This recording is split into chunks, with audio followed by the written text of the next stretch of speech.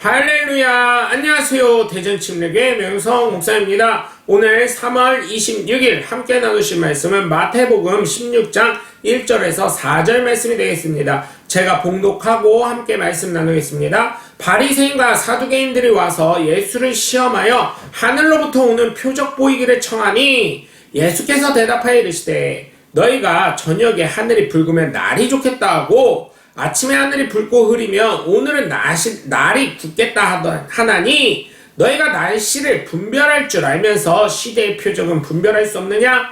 악하고 음란한 세대가 표적을 구하나 요나의 표적밖에는 보여줄 표적이 없느니라 하시고 그들을 떠나가시니라. 아멘. 오늘은 우리가 어떠한 신앙생활을 하는지 점검을 하는 시간이 되셨으면 좋겠습니다.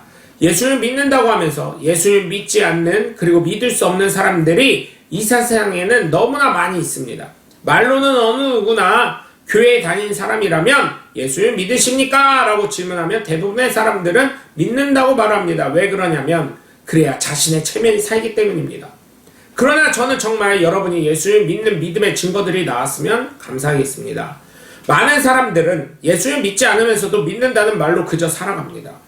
오늘 본문에 나온 바리새인과 사두개인들 역시 하나님을 믿는다고 하면서 하나님을 믿지 않는 그런 종류의 사람들입니다.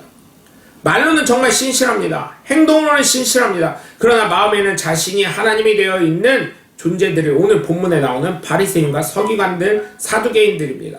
그러다 보니 말로는 행동으로는 하나님을 섬기고 있는 것 같아도 실제적으로는 하나님을 섬기고 믿는 것이 아니고 하나님을 믿고 섬기는 채 하는 것입니다. 우리는 정말 바른 신앙생활을 하고 바르게 믿고 나아가야 될 줄 믿습니다. 첫 번째로 하늘의 표적을 요구하는 사람은 자신을 믿는다고 하지만 믿지 않는 사람인 것입니다. 정말 예수님을 믿으십니까? 하나님의 나라가 있고 지옥이 있다는 걸 믿으십니까? 저는 정말 여러분이 믿고 살아가길 바랍니다.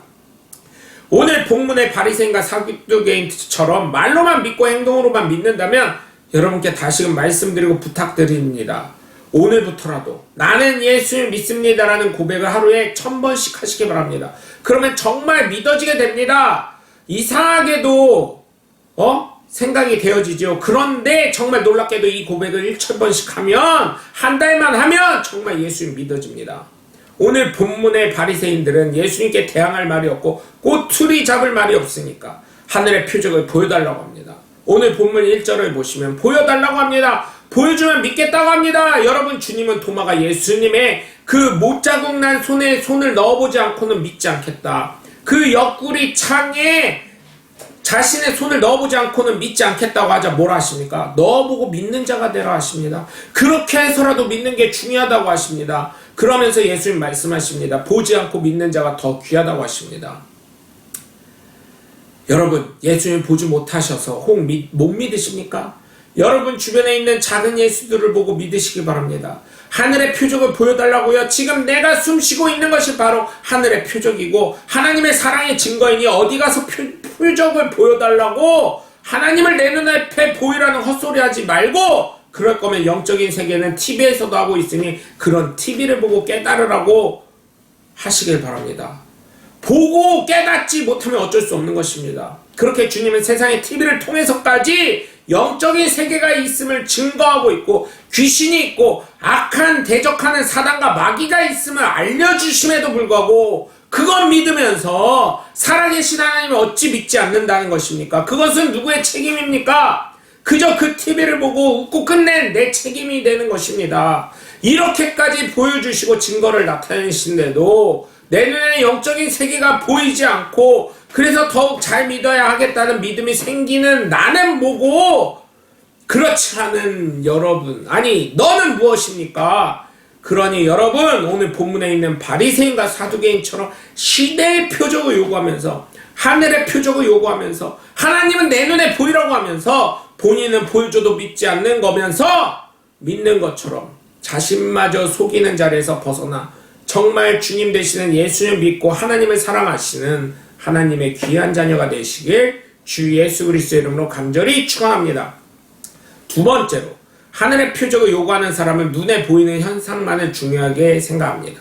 그저 눈에 보이는 것이 다라고 하면 살아갑니다. 여러분, 정말 눈에 보이는 것이 다입니까? 그런 어리석은 사람 되지 않으시길 바랍니다. 그렇다면 우리는 이렇게 고생하면서 신앙생활할 필요 없습니다.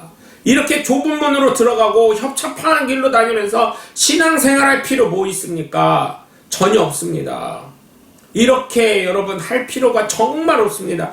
예수 그리스도를 신실하게 진실하게 믿는 우리는 하나님의 나라를 소망할 뿐만 아니라 바로 사도 바울이 말한 것처럼 같은 해의 영광, 달의 영광, 별과 별의 영광이 다 다르다고 한 것처럼 해와 같은 상급을 받기 위해 믿으며 하나님 나라를 향해 달려나가는 믿음의 사람이 아니고 무엇이겠습니까?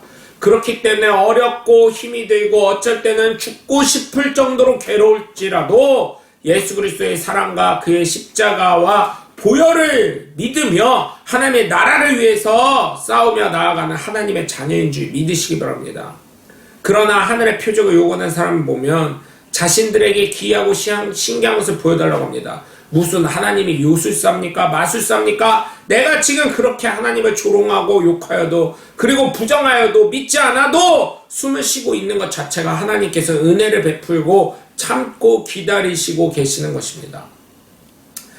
눈에 보이는 현상 중요하지요. 내 눈에 보이는 작은 예수로 살아가는 하나님의 자녀들 보이고 하나님이 그 안에 계심이 보이는데 그것을 보지 못하고 또 너는 뭐를 보여달라는 것이냐? 왜 내 눈에 보이는 예수가 하나님이 왜 내 눈에 보이지 않느냐? 여러분 아무리 하늘에 신령한 것을 보여준다고 해도 그 사람이 믿을까요? 모세가 바로 왕의 앞에 서 있을 때 정말 신령한 것을 보여주었습니다.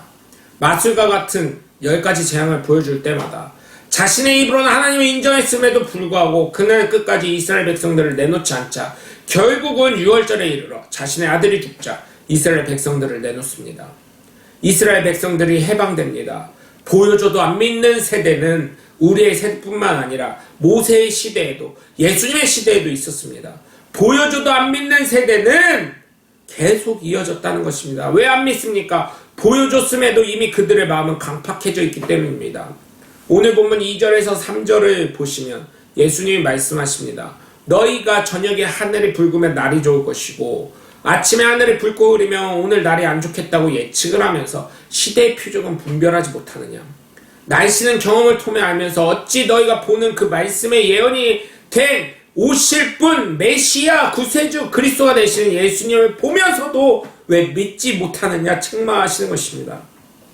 눈에 보이는 것 중요합니다. 그러나 눈에 보이지 않는 영적인 세계가 얼마나 더 크고 얼마나 위대한지 우리는 깨달아야 합니다. 그거는 대중매체를 통해 이미 우리 가운데 들어와 있습니다. 왜 눈에 보이는 이러한 영적인 세계들을 왜 믿지 못하는 그분들 눈에는 보이지 않은지 참으로 가슴이 답답할 뿐입니다. 이렇게까지 예수님은 대중매체와 현 시대의 사람들에게 그 시선에 맞게 수준에 맞게 보여주시는데 증거하시는데 주님의 앞에 서시는 그날에는 절대로 그 어느 누구도 핑계치 못할 것입니다.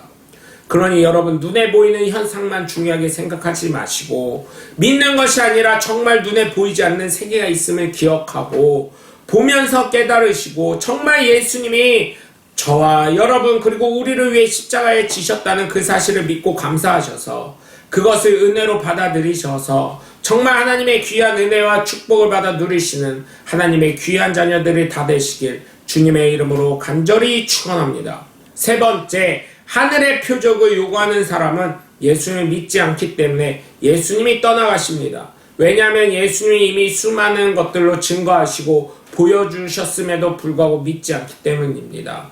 너네만 있는 것이 아니고 아직 예수님을 경험하지 못한 하나님의 잃어버린 양들이 너무나 많기 때문에 그런 것입니다. 물론 한 마리의 양이 천하보다 귀하지요. 그러나 똑같은 표적과 이적을 보면서도 믿는 분은 무엇이고 믿지 못하는 너는 무엇인가요? 이것은 다른 것의 차이가 아니라 바로 믿음의 마음의 차이라는 것입니다. 자신이 하지 못했던 것을 갑자기 예수라는 사람이 와서 행하는 것을 보니 시기와 질투가 나게 되어 있습니다. 그러면서 내 말을 들어주기보다는 이제는 예수님의 말씀에 귀를 기울이고 사람들이 모이니 바리새인과 서기관과 사두개인들은 어떻게 했습니까? 기분이 나쁩니다.